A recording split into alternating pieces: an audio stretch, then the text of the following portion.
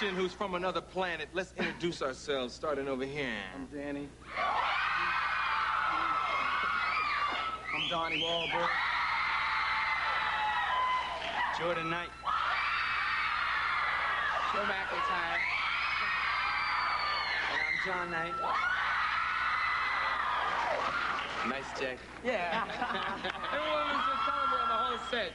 He wore this a couple of nights ago, man. Yeah, but it's a good thought that comes with that jacket. When we were talking about the first time you all were here, I started reminiscing. You all have come a long way. This is like the third appearance. Yeah. Remember that, from night? that first appearance? Yeah. Was that tough for you guys? It was because, it was an important show for us. And at the time, we were just like, we're on the show. It seemed so crazy. What it was is we rose up so quick to fame and to be on a show like this. Don't stop. No, seriously. With the fans, you know how they love you.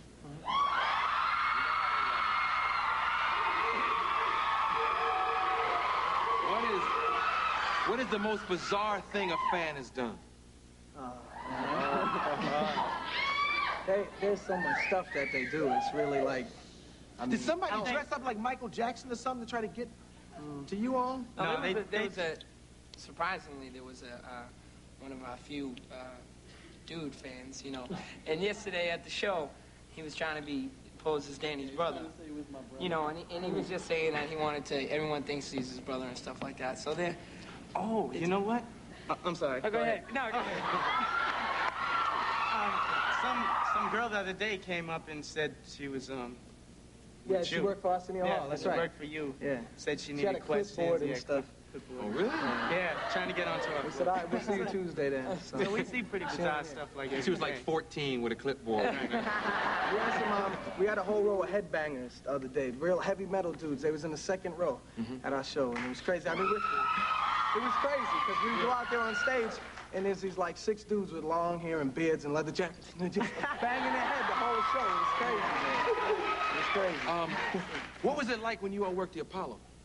That was like incredible, because I mean the mystique of the Apollo is so, Luther Vandross didn't do too good at the Apollo, you know what I'm saying? At his very first appearance at the Apollo. And I mean, anyone who goes to the Apollo, the history of the Apollo is bigger than really the history of any artist who's played there. That building itself and the crowds there is like, is a bigger legend than anyone who's even played there. So to play there and to be one of your first shows and play there in front of that tough of a crowd and to do well, it's like the ultimate challenge, and to come through, it feels like winning the Super Bowl. It's like letting you through the door if you can make it there. Yeah.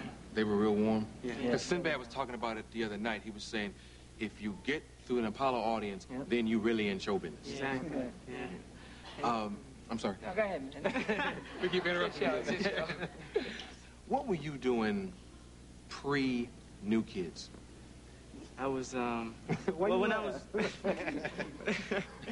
was real young, I used to sing in the church choir. I was like just basically a, break dancer. What kind of church were you going to?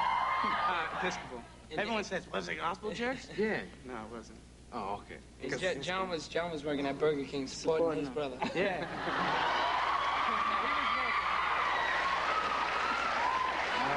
Boy.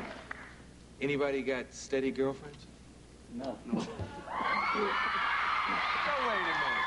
wait a minute. Now, I know it's hip for show business people to say they don't have somebody so they can keep people applying. Right. But the love bug will bite. Now, somebody here is in love. Nobody's in love right now? I think we've all been in love, but no one at this time. They all said John. Yeah, John. Everyone thinks John and Tiffany got something going on, but they ain't nothing going that's over. Wait, Johnny said that's over. Yeah. What about you? What about you?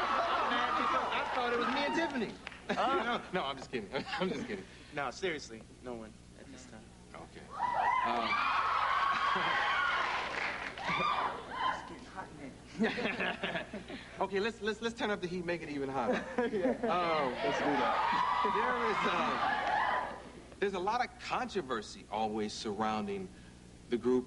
There's always this lip sync issue knocking at the door. Now, I know what the deal is because of this particular show, you know, and we don't allow people to lip sync here. How has it affected you? Well, I don't know. I mean, it affects us in one sense. It doesn't affect us because we know what we do. You know, we know that we're not lip syncing when we do a concert. You know, we're not lip syncing. So in that sense, we you know, it doesn't bother us. But like any other person, I mean, when you pick up every newspaper and it says, oh, the new kids, you know, they lip sync and this and that, and when you know that you don't, you know what I'm saying? It's like, wait a minute. I mean, of course, there's a time in your career when you do lip sync. I mean, some TV shows, just like you won't let people lip sync, some shows don't let people sing. Like the Party Machine, you know. Yeah, that's true because it's cheaper to lip sync. Right. But when they come here, the brothers from Bingtown must sing. If anyone is planning on coming to our concert, you know, the No More Games tour, whatever, we guarantee you there is no lip syncing in our show. And the band, I mean, a lot of people don't lip sync, but, you know, their band is, like, hooked up with a tape. I mean, we don't even use a tape for our band. We had somebody come here and brought a model to play bass because he wanted the bass player to be fine or something. And I took her to dinner, but I said, you can't play bass, baby. you cannot play bass. The song Games, who wrote it? I wrote a lot of it with the help of Maurice stuff. Yeah. More of the, like, street vibe.